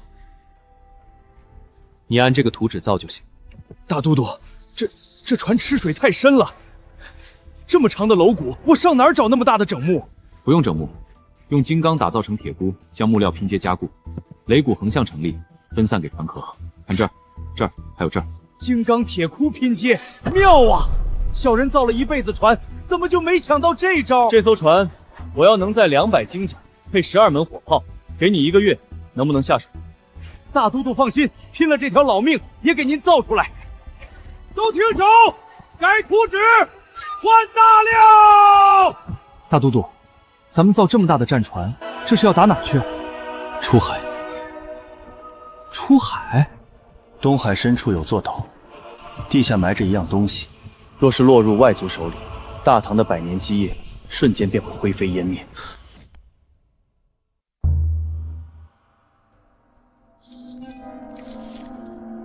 秦九，你看这账目，按产业量算少说200万贯，结果这一年报上去才80万贯。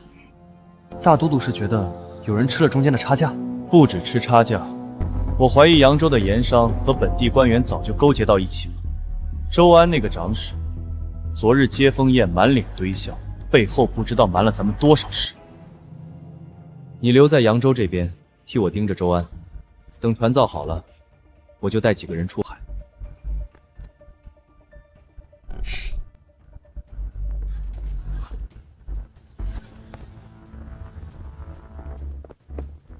全队登船，目标东海方向，马上开船。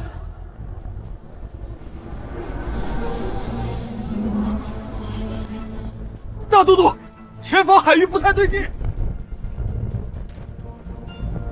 跑了15年海，从来没见过这种雾。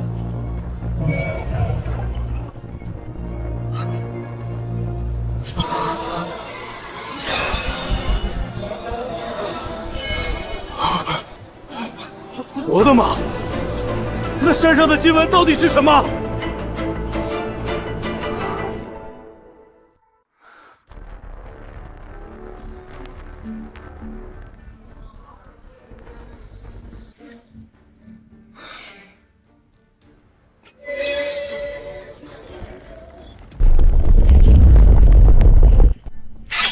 大都督小心，里面不知有何机关。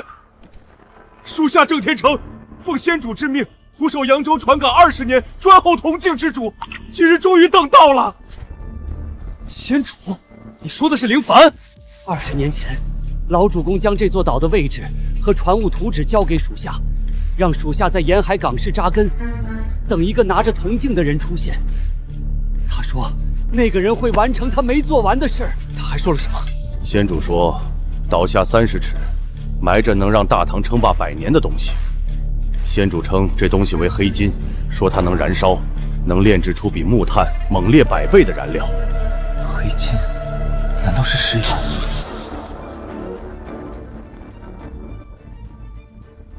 留一艘快船和30人驻岛，封死海底暗礁入口，其余人装满矿石，随我返航。遵命。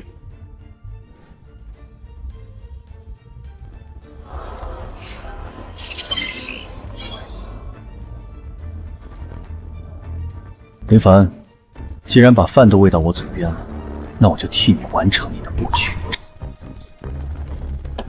大都督，扬州急报，五星旗报联合封锁大运河，曹帮持刀拦截盐船，扬州商号全部被逼逼前断交出，木料铁料断供，造船厂停工。返航。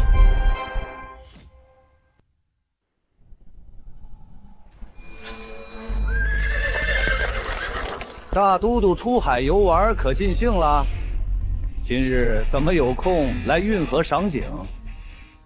把铁链撤了，这堵着入口的连船是怎么回事？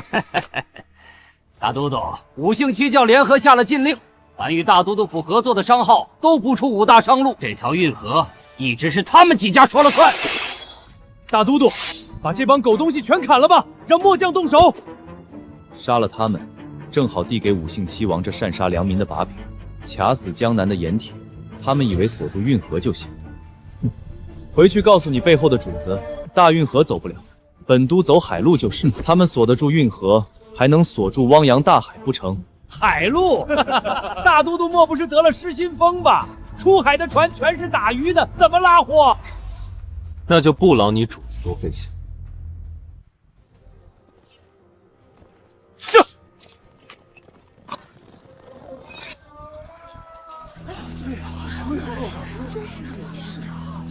即日起，凡经扬州海路翻越海盐者，免除3年关税。大都督府提供海船护航，分文不缺。这么好，免除3年的关税。可武大家族刚下了禁令，谁敢跟大都督走，被武家盯上，以后在江南就别想做买卖了。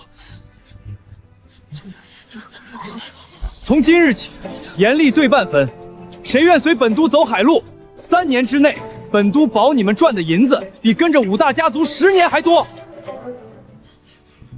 大都督，草民信你。草民那破渔船虽小，装5筐盐也是能装的。好，额外免1年的赋税，给你这第一个入伙的。秦九，登记造册。我也来，最后一个。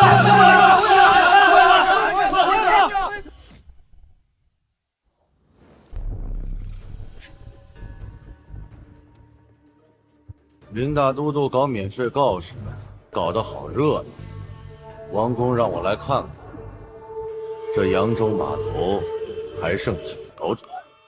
王公有令，即日起，扬州港内凡挂大都督旗号的船只，一律不许装货，不许出港。哪家商户敢接林凡的货，武姓七茂断其100年商路，定与他不死不休。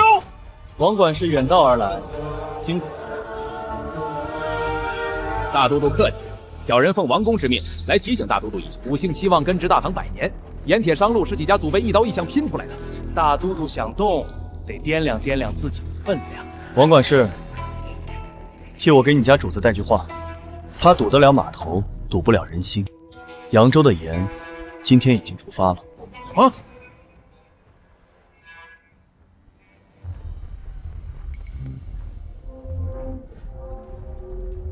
王管事！江口没动静，1条船都没出去。谁说我走的是长江口？大都督，第一批海盐全卖光了。不光盐商来了，隔壁常州和润州的丝绸商和茶商也来打听海路，问能不能搭咱们的船往北方卖货。来者不拒，传令下去，走扬州海路者，关税立减5成。大都督，我家王公愿解运河之禁，开放铁料和硝石供应。只求大都督高抬贵手，给武家在海路上留口汤喝。留席位可以，依本都3条规矩：第一，盐价由官府评准，不得私谈；第二，武家名下矿产全数造册归档，受大都督府提督；第三，每年让出2成海贸红利，充作海防驻港之用。大都督，这无异于要了武家的半条命。 2成利换1条活路，你家主子算得清这笔账。送客。大都督，武姓期望这回是真低头了。咱们的盐利加上海贸，国库1年少能多出300万贯，够养10个神机营了。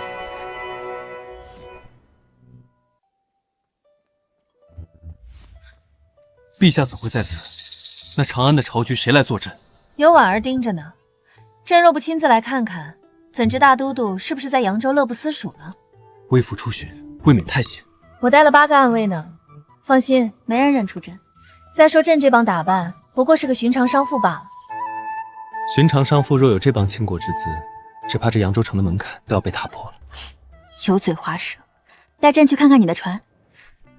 这就是你造的船，比长安城的宫殿还大。以后会造更大的，这条船能载200人，能横渡东海，再安然返回。朕这辈子都没出过关中，没想到天下这么大，海这么宽。你想不想去看看海的那边是什么？我在东海找到了一座岛，岛上有矿有淡水，能住人。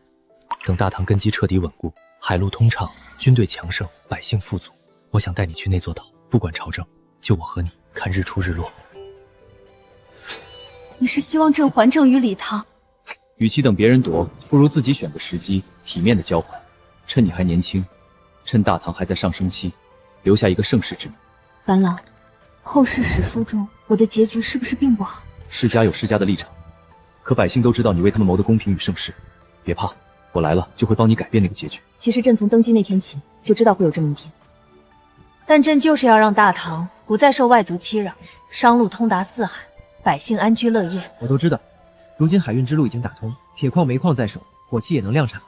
从马斯罗需求层级分析，只要再提供更多阶层跃升的通道，这届百姓算是极幸福的。马斯什么罗？